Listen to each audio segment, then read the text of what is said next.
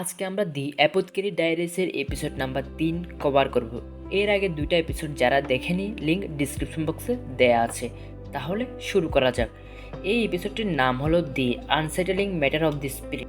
এপিসোডের শুরুতে আমরা দেখি যে মাও মাও রাজাদের ডাক্তারখানায় গিয়েছিল। সেখানে সে গিয়ে লোকমুখে একটি নতুন গুজবের কথা শোনে, আর সেটি হলো রাজপ্রাসাদের ভেতরের অংশে রাতে একটি ভুতুড়ে আত্মা দেখা যায়। আবার কেউ কেউ বলছিল রাতে প্রাসাদের উঁচু দেওয়ালগুলোর উপর একজন মহিলাকে হাঁটতে দেখা যায়। অনেকে একে প্রাসাদ থেকে পালাতে গিয়ে মৃত কোনো রক্ষিতার ভূত বলে মনে করছিল। অল্প কিছুক্ষণের মধ্যেই মাস্টার জিনসি মা মাওয়ের কাছে আসে এবং তার কাছে এসে জিজ্ঞাসা করে যে ঘুমের মধ্যে হাঁটার কোনো চিকিৎসা আছে কি না তার কাছে। তখন মাও মাও নিশ্চিত হয় যে এই রহস্যময় আত্মাটি আসলে ভূত নয়, বরং কেউ একজন ঘুমের মধ্যে হাঁটছিল। তারপর মাস্টার জিনসির অনুরোধে মাও মাও ঘটনাটির তদন্ত করতে শুরু করে। তদন্ত করতে গিয়ে মাও মাও জানতে পারে যে মহিলাটি রাতে হাঁটছিল তিনি হলেন এক মধ্যস্তরের রক্ষিতা, মানে মিড মিস্ট্রেস, যার নাম কনকিউবাইন ফুও। ফুও একসময় খুব ভালো নর্তকী ছিল, কিন্তু যখন সম্রাটকে খুশি করার জন্য তাকে নাচার সুযোগ দেয়া হয়েছিল তখন সে ভুল করে, এবং যার কারণে সম্রাটের চোখে আর সে মনোযোগ পায়নি।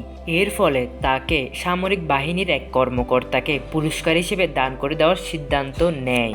ডাক্তারের সাথে কথা বলার পর মাও মাও ধারণা করে যে ফুওয়ের মানসিক চাপ এবং হতাশার কারণেই তার মধ্যে ঘুমের মধ্যে হাঁটার সমস্যা শুরু হয়েছে, এবং মাও মাও মনে করে ফুও আসলে এই সামরিক কর্মকর্তাকে বিয়ে করতে চায় না।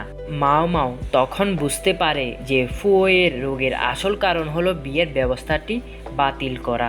তখন মাও মাও অতীতের একটি ঘটনার সাথে এর মিল খুঁজে পায়, যেখানে একজন মহিলা কৌশল করে নিজের দাম কমিয়ে অন্য কাউকে বিয়ে না করার জন্য নিজের অসুস্থতার ভান করেছিল।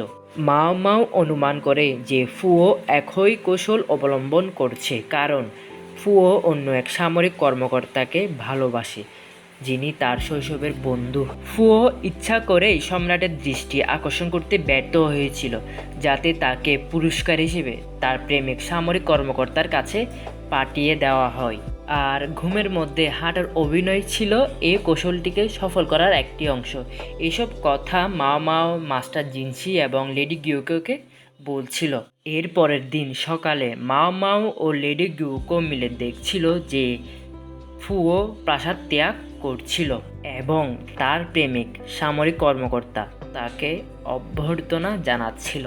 মাও মাওয়ের বুদ্ধির কারণেই ফুও তার ভালোবাসার মানুষের কাছে যেতে পেরেছিল, আর এভাবেই এই রহস্যের সমাধান হয় এবং ঘটনাটির একটি সুখকর সমাপ্তি ঘটে। এই পর্বের শেষে মাও মাওয়ের গোয়েন্দাগিরি দক্ষতা দেখে সন্তুষ্ট হয় রাজা, এবং তাকে অন্য এক অসুস্থ রক্ষিতা মানে লেডি লিহুয়োর স্বাস্থ্যের উন্নতি ঘটানোর জন্য নতুন একটি গুরুত্বপূর্ণ দায়িত্ব দেয়। আর এখানেই এপিসোডটির সমাপ্তি ঘটে। বন্ধুরা, এই এপিসোডটি কেমন লেগেছে অবশ্যই কমেন্ট করে জানাবে, আর যদি চ্যানেলে নতুন হয়ে থাকো তাহলে অবশ্যই সাবস্ক্রাইব করে এই চ্যানেলটির সাথে থাকবে। আপাততের জন্য গুড বাই।